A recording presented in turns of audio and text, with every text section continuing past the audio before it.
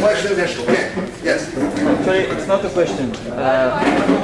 I'm already a member of Manhigut Yehudit 2 years now, and there is really something everyone must understand.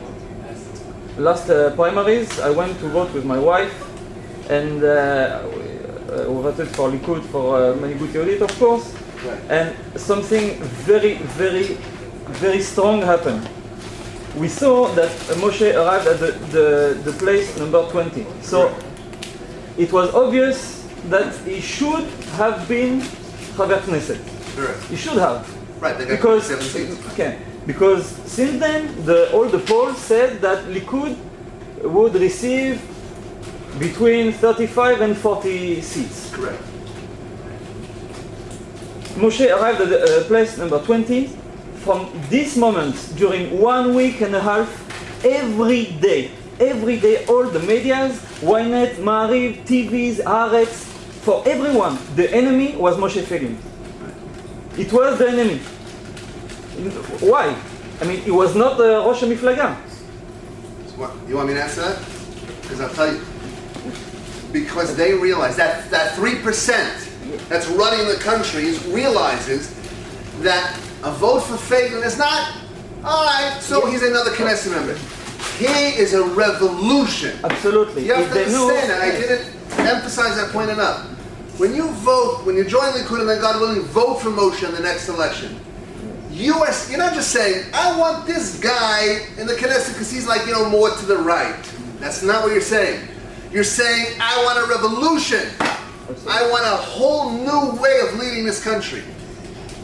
And those that still control the country were not prepared to give us the keys yet. And a lot of people got very depressed after that. Even in Likud. Right. And Moshe said, you know what, Shmuel? We have a message. We have to tell the people one thing. The cake is in the oven.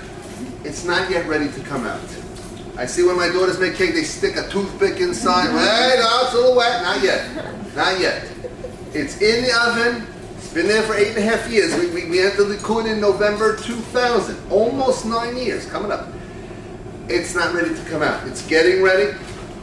Bezrat Hashem.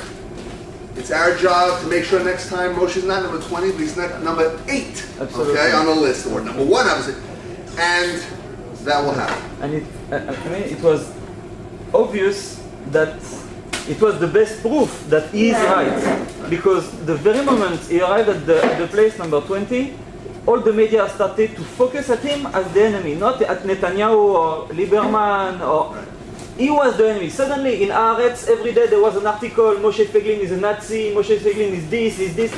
Why? I mean, so why? Because they all understand that he is probably the only politician in Israel that won't compromise. Listen, just to emphasize what you're saying, I walk around with this in my bag all the time, okay? The day before the election, this is Haaretz newspaper, okay? The day before, the election was December 8th, this is Sunday, December 7th. Haaretz. Funny headline. You won't cop it right away, but I'll explain it to you when you realize why it's funny. Netanyahu, Feiglin, prepare for face-off. Right? This was the day before. Why is this funny? Netanyahu was not running. Netanyahu had won his spot a year before against Moshe. As I told you, when Moshe got 24%. So on December 8th, you voted for the whole Knesset list starting from number 2. Because number 1 was already picked a year before. Okay. So how can be Netanyahu, Feiglin, prepare for face-off when Netanyahu is not